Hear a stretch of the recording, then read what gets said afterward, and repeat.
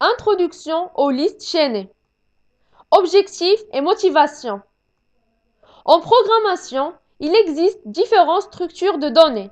En l'occurrence, les tableaux, les enregistrements, les listes chaînées, les piles, les fils et les arbres binaires. Le choix d'une structure dépend, en général, des opérations à réaliser sur les informations. Pour certaines opérations, on trouve des structures qui sont plus adaptées que d'autres. L'objectif de ce cours est la gestion d'un ensemble fini d'éléments dont le nombre n'est pas fixé ou très variable.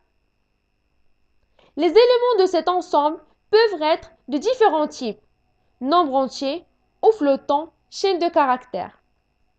On ne s'intéressera pas aux éléments de l'ensemble en question, mais aux opérations que l'on effectue sur cet ensemble, indépendamment de la nature de ces éléments.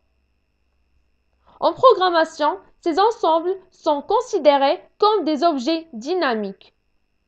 En effet, le nombre de leurs éléments varie au cours de l'exécution du programme, puisqu'on peut y ajouter et supprimer des éléments en cours de traitement.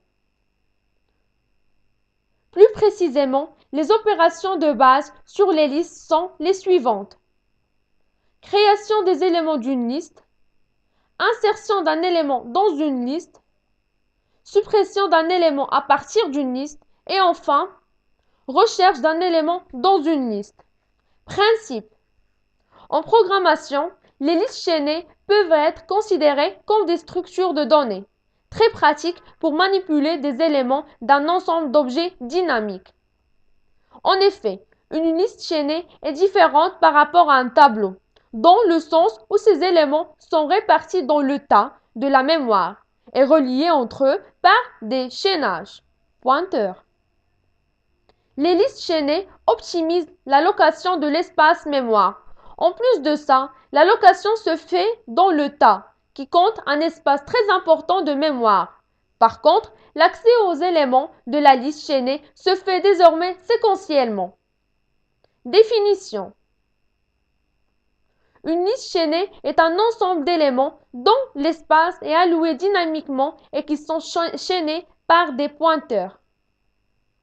La liste chaînée est caractérisée par un pointeur tête qui pointe le premier élément de la liste et un pointeur queue qui pointe le dernier élément de la liste.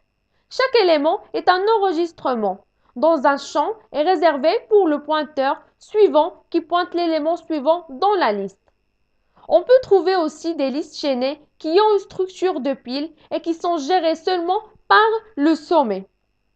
Pour illustrer le concept de la liste chaînée, nous avons un élément composé de parties données et parties qui pointent sur l'élément suivant. Le schéma suivant met en évidence la structure d'une liste chaînée. Merci pour votre attention.